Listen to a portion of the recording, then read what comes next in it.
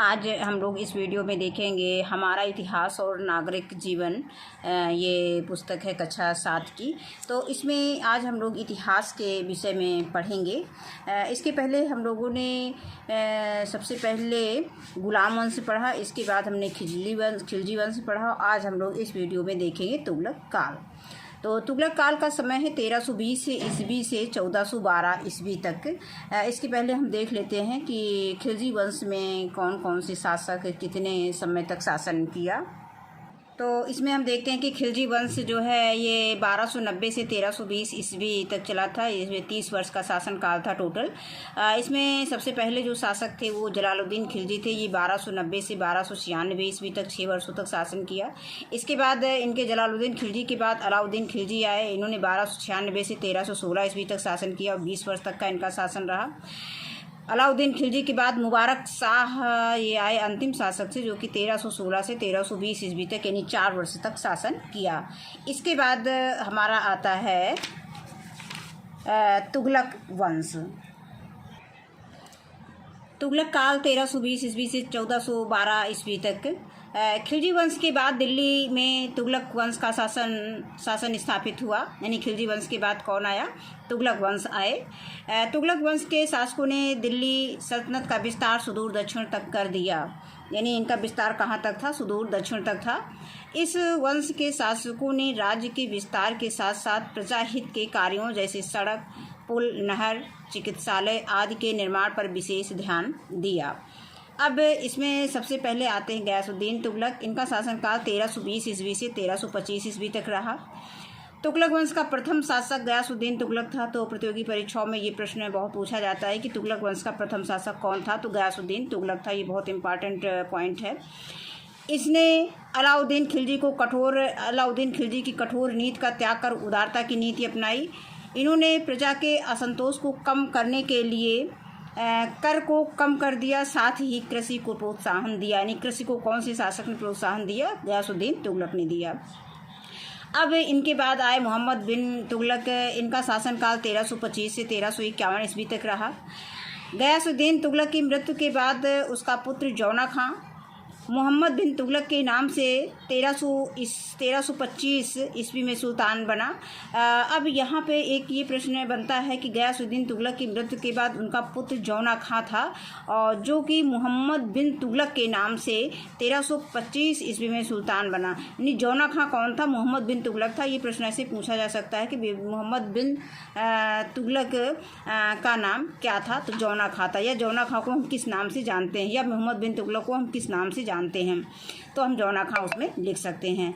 इन्हें दिल्ली सल्तनत का सबसे विद्वान सुल्तान माना जाता है। ये भी बहुत इंपॉर्टेंट है कि दिल्ली सल्तनत का सबसे विद्वान सुल्तान किसे माना जाता था? मोहम्मद बिन तुगलक को माना जाता है। इन्हीं के शासनकाल को मोरक्को का यात्री इब्न बतूता आया था। ये भी बहुत इंपॉर्टेंट है कि ये ऐसे पूछा जाता है कि इब्न बतूता किसके शासनकाल में आया? तो इब्न बतूता मोहम्मद बिन तुगलक के शासनकाल में आया। तो इन्हीं के शासनकाल में मोरक्को का यात्री यानी इब्न बतूता कहाँ का यात्री था? तो ये मोरक्को का था। इब्न बतूता ने अपनी पुस्तक रेहला में भारत यात्रा का वर्णन किया है। और इब्न बतूता की पुस्तक कौन का नाम क्या है? ये रेहला है। और इसमें इन्होंने कहाँ का वर्णन किया है, किसका वर्णन किया है? तो भारत यात्रा का वर्णन किया है। अब इसके बाद हम देखेंगे कि मोहम्मद तुगलक की क्या योजनाएं थी इनके शासनकाल में। तो सुल्तान ने साम्राज्य की प्रगति और सुव्यवस्था के लिए कई नवीन योजनाएं चलाईं, जिससे आर्थिक सुधार हो सके। अब यहाँ पर ये मोहम्मद बिन तुगलक का चित्र दिखाया गया है। ये मोहम्मद बिन तुगलक हैं।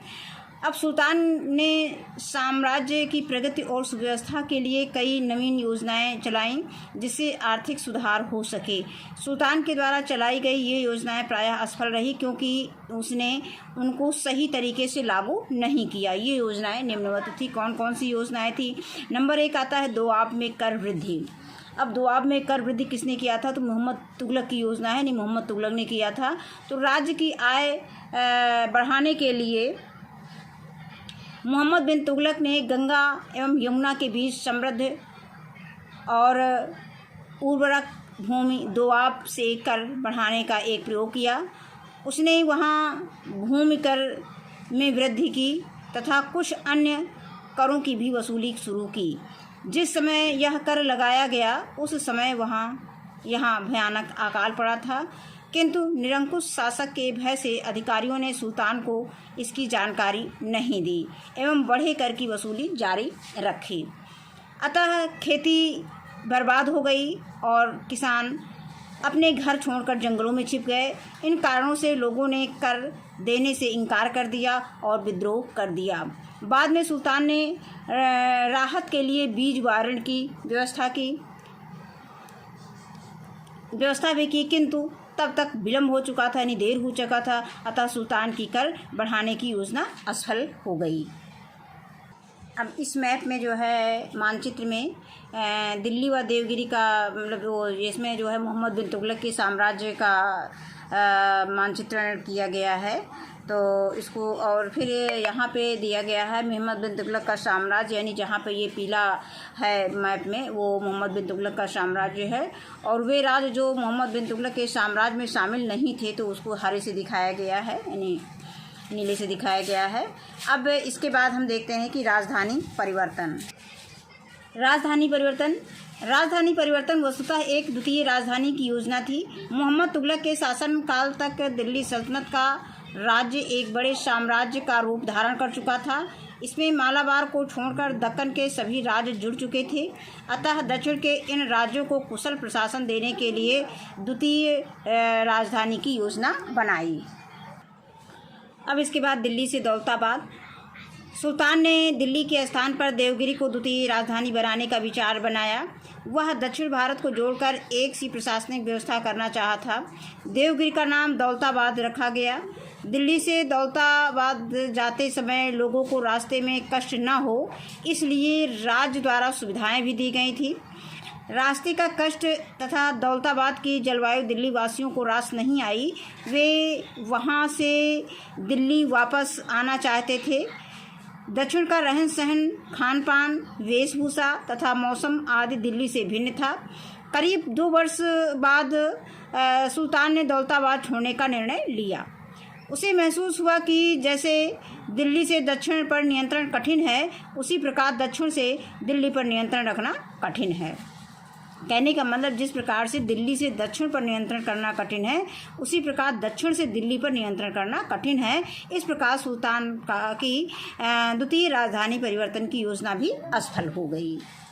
अब हम इस प्रकार अंग्रेज़ों ने भी दिल्ली के साथ शिमला को अपनी द्वितीय राजधानी के रूप में विकसित किया था। होली के बाद दिल्ली की भीषण गर्मी से बचने के लिए वह शिमला चले जाते थे और वहीं से प्रशासन की देखरेख करते थे। अब आगे आता है सांकेतिक मुद्रा का प्रचलन। तो ये क्वेश्चन बहुत पूछा जाता है कि सांकेतिक मुद्रा का प्रचलन किसने किया था। अब यहाँ पे देखते हैं कि जिस समय सुल्तान ने सांकेतिक मुद्रा के प्रचलन की योजना बनाई, उस समय विश्व में चांदी उत्पादन में काफ़ी कमी आ गई थी। उस समय चांदी के सिक्कों का प्रचलन था। सुल्तान ने चांदी के सिक्कों के स्थान पर मिश्रित धातु के सिक्के चलाने का आदेश दिया। इन सिक्कों का मूल्य चांदी के सिक्कों के बराबर ही माना गया था। ये सांकेतिक मुद्रा चित्र में दिखाया गया है। ये चांदी के स्थान पर मिश्रित धातु का बनाया गया था, जो सांकेतिक मुद्रा बनाया गया था, लेकिन इसका जो मूल्य है वो चांदी के सिक्के के बराबर ही इसका मूल्य रखा गया था। अब वर्तमान में चलने वाले सिक्कों के चित्र अपनी अभ्यास पुस्तिका में बनाइए तथा बताइए कि सिक्के किस धातु के बने होते हैं। तो वर्तमान में जो भी सिक्के चल रहे हैं उनको अपनी कॉपी में बना करके उसमें लिख सकते हैं कि किस धातु के बने हैं। अब आगे आता है कि सांकेतिक सिक्कों के प्रचलित होते ही लोगों ने जाली सिक्के बनाना शुरू कर दिए। थोड़े ही दिनों में इन सिक्कों की भरमार हो गई, यानी जाली सिक्के बनने लगे। तो क्या हुआ कि सिक्कों की भरमार हो गई, मात्रा ज़्यादा हो गई। विदेशी व्यापारियों ने सिक्कों को लेना बंद कर दिया और जो विदेशी व्यापारी थे वो सिक्कों पर विश्वास नहीं करते थे कि पता नहीं असली है कि नकली है, तो उन्होंने सिक्कों को लेना बंद कर दिया। अतः भारत की चांदी यहाँ से बड़ी मात्रा में बाहर जाने लगी और सुल्तान ने सांकेतिक सिक्के बंद कर दिए। इन सिक्कों के बदले राजकोष से चांदी के सिक्के दिए गए। अब इसी के आगे सांकेतिक मुद्रा किसके किसके बने थे, किस धातु के बने थे। तो इसमें तांबे एवं पीतल के मिश्रित सिक्कों से बने, मतलब मिश्रित धातु से बने होते थे। पर यदि कोई राज चिन्ह अंकित होता और सरकारी टकसाल पर उचित नियंत्रण होता तो शायद ये स्थिति न आती। इस योजना से राजकोष पर बहुत बुरा प्रभाव पड़ा। अब इसके बाद है कि चर्चा करें कि देश में नकली मुद्रा के प्रचलन से हमें क्या हानि होती है, तो ये क्लास में चर्चा करना है। अब आगे आता है कि सुल्तान अपने शासन के अंतिम काल में राज्य की आंतरिक अशांति से परेशान रहा। उत्तर एवं दक्षिण दोनों भागों में विद्रोह शुरू हो गए। केंद्रीय शासन प्रणाली होने के कारण सुल्तान स्वयं दोनों स्थानों पर पूर्ण नियंत्रण न रख सका। दक्षिण में 2 नए राज्यों विजयनगर राज्य तथा बहमनी राज्य का उदय हुआ। पूर्व में बंगाल स्वतंत्र हो गया और सुल्तान अपने शासन के अंतिम 16 वर्षों तक विद्रोह को शांत करने में एक तरफ से दूसरी तरफ भागता रहा। सिंध में विद्रोह के समय मोहम्मद बिन तुगलक बीमार पड़ गया और 1351 में उसकी मृत्यु हो गई।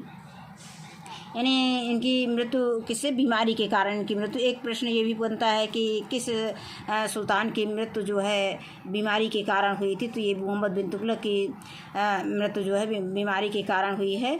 और यहाँ पर एक प्रश्न यहाँ से बनता है कि विजयनगर और बहमनी राज्य का उदय कब हुआ था, किसके शासनकाल में हुआ था, तो ये मोहम्मद बिन तुगलक के शासनकाल में हुआ था। अब मोहम्मद बिन तुगलक के बाद जो है फिरोज शाह तुगलक आए। इनका शासनकाल 1351 ईस्वी से 1388 ईस्वी तक का रहा। 1351 ईस्वी में मोहम्मद तुगलक की मृत्यु के बाद उसका चचेरा भाई फिरोज शाह तुगलक दिल्ली का सुल्तान बना। मोहम्मद बिन तुगलक के शासन के अंतिम काल में साम्राज्य के विभिन्न भागों में बार बार विद्रोह हो रहे थे। अतः गद्दी पर बैठते ही सुल्तान के लिए पहली समस्या ये थी कि विद्रोहों को शांत कर साम्राज्य के विघटन को कैसे रोका जाए। इसके लिए उसने अमीरों, सेना तथा उलेमा वर्ग को संतुष्ट करने का प्रयास किया और इस्लाम के नियमों के अनुसार राज्य प्रशासन चलाया। सुल्तान ने साम्राज्य को बढ़ाने के लिए कोई सैनिक अभियान नहीं किया। जो भी आक्रमण किए वह साम्राज्य की रक्षा के लिए किए गए। उसने उन्हीं प्रदेशों को अपने पास रखने की कोशिश की जिनका शासन केंद्र से आसानी से हो सकता था। उसका शासनकाल जन कल्याणकारी कार्यों के लिए प्रसिद्ध था। अब यहाँ पर ये फिरोज शाह तुगलक का मकबरा दिखाया गया है। तो यहाँ पे एक प्रश्न प्रतियोगी परीक्षाओं में पूछा जाता है कि फिरोज शाह तुगलक का मकबरा कहाँ पर स्थित है, तो ये दिल्ली में स्थित है। इसके बाद आगे आता है लोकहित में कौन कौन से फिरोज शाह तुगलक ने कार्य किए। तो इसमें लोकहित में जो कार्य किए वो इस तरह से हैं कि कृषि की सिंचाई हेतु उसने कई नहरों का निर्माण कराया, जैसे यमुना नहर है, सतलज नहर है आदि, जिससे आज भी सिंचाई होती है। इससे कृषि की उन्नति हुई। बंजर भूमि से प्राप्त आमदनी को धार्मिक एवं शैक्षिक कार्यों में खर्च किया। सुल्तान ने जौनपुर, फिरोजपुर तथा फिरोजाबाद आदि नए नगरों की स्थापना की। अब यहाँ पे यही प्रश्न आता है प्रतियोगी परीक्षाओं में कि ये फिरोजपुर और फिरोजाबाद नगर की स्थापना किसके शासनकाल में हुई, तो फिरोज शाह तुगलक के शासनकाल में हुई। उसने प्रजा के लिए सरायों, जलाशयों, अस्पतालों, बगीचों तथा पुलों का निर्माण एवं मरम्मत करवाए। दीवान खैरात विभाग की स्थापना की। अब यहाँ पे प्रश्न आता है कि दीवाने खैरात की विभाग की स्थापना किसने की थी, तो ये फिरोज शाह तुगलक ने की थी दीवाने खैरात विभाग की स्थापना। जिससे अब इसमें इनका काम क्या होता था, दीवाने खैरात का क्या काम होता था, तो जिससे विधवाओं, अनाथों तथा लड़कियों के विवाह के लिए आर्थिक सहायता दी जाती थी। सरकारी खर्च पर योग्य वैद्यों द्वारा औषधियाँ एवं भोजन दिए जाने की व्यवस्था की थी। बेरोजगार लोगों को नौकरी देने हेतु उसने सर्वप्रथम एक रोजगार कार्यालय स्थापित किया। अब आगे आता है कि पूर्ववर्ती शासकों द्वारा दी जाने वाली कठोर यातनाओं को बंद किया। लोकहित के कार्यों के कारण फिरोज तुगलक को याद किया जाता है। फिर आगे आता है, पता कीजिए कि आज भी आपके जनपद में लोकहित की कौन कौन सी योजनाएं चल रही हैं और उन्हें कौन लागू करता है, तो ये आपको पता लगाना है। इसके बाद कुछ महत्वपूर्ण बिंदु फिरोज शाह तुगलक के बारे में दिया गया है। अब यहाँ पे दिया गया है कि फिरोज शाह तुगलक ने अशोक के 2 स्तंभों को दिल्ली मंगवाया और उसमें से एक को अपने राजमहल के परिसर में लगवाया। फिरोज शाह कोटला में स्थित अशोक स्तंभ की ब्राह्मी लिपि को सर्वप्रथम जेम्स प्रिंसप ने पढ़ा था। ये भी बहुत इंपॉर्टेंट प्रश्न है कि अशोक स्तंभ की जो फिरोज शाह कोटला में जो स्थित अशोक स्तंभ की है ब्राह्मी लिपि को किसने पढ़ा था, तो ये जेम्स प्रिंसप ने पढ़ा था। अब आता है स्वच्छता तक के 7 आयाम। मानव मल का सुरक्षित निपटान, व्यक्तिगत स्वच्छता, पीने के पानी का रखरखाव, घर एवं भोजन की स्वच्छता, कूड़ा करकट एवं सुरक्षित निपटान, बेकार पानी की निकासी और ग्रामीण स्वच्छता। इसके बाद इस ऐतिहासिक कुछ शब्दावलियाँ इसमें दी गई हैं इस चैप्टर में, जैसे कि दोआब शब्द आया तो दोआब किसे कहते हैं? दो नदियों के बीच का क्षेत्र, जैसे गंगा यमुना का दोआब। अब इसके बाद टकसाल क्या है? वह स्थान जहाँ पर मुद्रा ढाली जाती है, यानी मुद्रा का जहाँ पे निर्माण किया जाता है, ढाला जाता है, तो वो उसे हम टकसाल कहते हैं। और सांकेतिक मुद्रा क्या होता है? तांबे व पीतल के मिश्रित धातु से बने मुद्रा जिसका मूल्य चांदी के सिक्के के बराबर होता था, वो सांकेतिक मुद्रा कहलाती थी। और दीवाने खैरात क्या है? ज़रूरतमंदों को आर्थिक सहायता प्रदान करने वाला विभाग दीवाने खैरात कहलाता है। इसके बाद हम संक्षेप में देख लेते हैं कि इस वंश में कौन कौन से शासक कितने वंशों तक शासन किए। यहाँ पर तुगलक वंश आता है जो कि 1320 ईस्वी से 1412 ईस्वी तक चला था। इसमें पहले शासक थे गयासुद्दीन तुगलक, इन्होंने 1320 से 1325 ईस्वी तक शासन किया। गयासुद्दीन तुगलक के बाद आए थे मोहम्मद बिन तुगलक, इन्होंने 1325 से 1351 ईस्वी तक शासन किया। मोहम्मद बिन तुगलक के बाद फिरोज शाह तुगलक आए। फिरोज शाह तुगलक ने 1351 से 1388 ईस्वी तक शासन किया। और फिरोज शाह तुगलक के बाद नासिरुद्दीन महमूद यानी अंतिम शासक थे, 1394 ईस्वी से 1412 ईस्वी तक शासन किया। अब इसमें यही प्रश्न बनता है कि तुगलक वंश का अंतिम शासक कौन था? नासिरुद्दीन महमूद था। अब इसके बाद हम देखेंगे कि इसमें अभ्यास प्रश्न, यानी जैसे पहला प्रश्न दिया गया है तुगलक वंश की स्थापना किसने किया था, तो ये हमने पढ़ लिया है कि इसके पहले ने पाठ में कोई पढ़ा था कि तुगलक वंश की स्थापना गयासुद्दीन तुगलक ने किया था। और फिर गयासुद्दीन तुगलक की मृत्यु के बाद दिल्ली का सुल्तान कौन बना था? तो गयासुद्दीन तुगलक के बाद जो है दिल्ली का सुल्तान मोहम्मद बिन तुगलक बना था। तो इसको हम देख लेते हैं, इसको हमें कैसे लिखना है, इसको कॉपी पे हमने नोट कर रखा है। अब इसमें पहला प्रश्न दिया गया है कि तुगलक वंश की स्थापना किसने की थी। इसका उत्तर हम इस तरह से लिखेंगे कि तुगलक वंश की स्थापना गयासुद्दीन तुगलक ने की। फिर कहा है कि गयासुद्दीन तुगलक की मृत्यु के बाद दिल्ली का सुल्तान कौन बना, तो इसमें उत्तर हमें लिखेंगे कि गयासुद्दीन तुगलक की मृत्यु के बाद दिल्ली का सुल्तान मोहम्मद बिन तुगलक बना। और इसके बाद अगला प्रश्न गा आता है कि मोहम्मद तुगलक के शासन काल के अंतिम काल में, यानी मोहम्मद तुगलक के शासन के अंतिम काल में दक्षिण भारत में किन दो नए राज्यों की स्थापना हुई थी। तो यह हमने पढ़ा था कि विजयनगर और बहमनी, तो उसी को हम इस तरह से लिख सकते हैं कि मोहम्मद तुगलक के शासन के अंतिम काल में दक्षिण भारत में दो नए राज्य यानी विजयनगर और बहमनी राज्य की स्थापना हुई।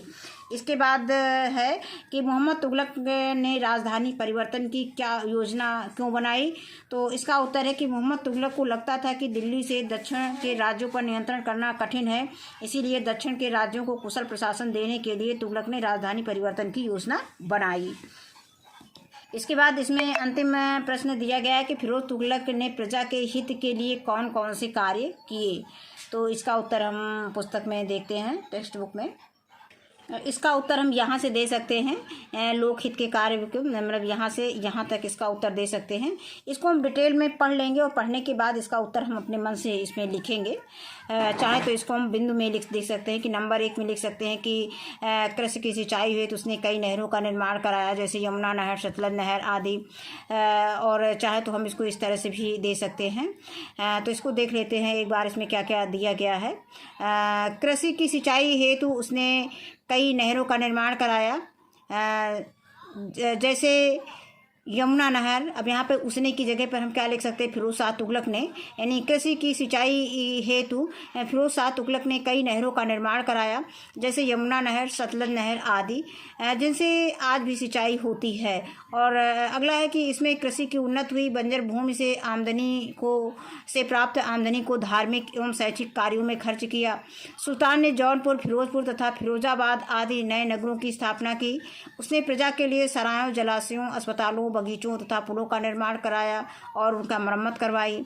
फिर आगे आता है कि दीवाने खैरात विभाग की स्थापना की, जिसमें विधवाओं, अनाथों एवं लड़कियों के विवाह के लिए आर्थिक सहायता दी जाती थी। आगे आता है कि सरकारी खर्च पर योग्य वैद्यों द्वारा औषधियों एवं भोजन दिए जाने की व्यवस्था की थी। कहने का मतलब कि सरकारी खर्च पर ही योग्य वैद्यों द्वारा औषधियाँ एवं भोजन दिए जाने की व्यवस्था इन्होंने चलाई थी। और फिर आगे आता है कि बेरोजगारी, जैसे इस समय सरकारी अस्पताल चल रहे हैं उस तरह से इसमें व्यवस्था थी इसमें फिरोज शाह तुगलक के समय में। अब आगे आता है कि बेरोजगार लोगों को नौकरी देने हेतु उसने सर्वप्रथम एक रोजगार कार्यालय की स्थापना करवाई। अब फिर आगे हम लिख सकते हैं कि पूर्ववर्ती शासकों द्वारा दी जाने वाली कठोर यातनाओं को बंद किया। आगे आता है कि लोकहित के कार्यों के कारण फिरोज शाह तुगलक को याद किया जाता है। तो हम यहाँ तक इसको जो है इसके उत्तर में दे सकते हैं। और इसके बाद आगे अब इसमें दूसरा प्रश्न है कि निम्नलिखित प्रश्नों के नीचे कुछ विकल्प दिए गए हैं, सही विकल्प के सामने के गोले को काला करें। तो इसमें प्रश्न का दिया गया है कि मोहम्मद तुगलक ने दिल्ली के स्थान पर द्वितीय राजधानी के रूप में किसे चुना था। तो इन्होंने देवगिरी को चुना था। तो हम देवगिरी वाले कॉलम में इसमें काला कर देंगे। अब आगे अगला प्रश्न दिया गया है कि मोहम्मद गोरी ने चांदी के स्थान पर किसके सिक्के चलाए थे। तो मोहम्मद गोरी ने चांदी के स्थान पर जो है मिश्रित धातु के सिक्के चलाए थे।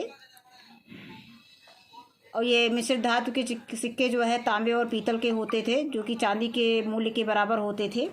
अगला प्रश्न है कि फिरोज नगर की स्थापना किसने की थी। तो फिरोज नगर की स्थापना जो है फिरोज शाह तुगलक ने की थी। तो यहाँ पर हम फिरोज शाह तुगलक के सामने गोला काला कर देंगे। तो यहीं पर हमारा ये पाठ जो है समाप्त होता है। इस वीडियो में बस इतना ही। वीडियो देखने के लिए बहुत बहुत धन्यवाद।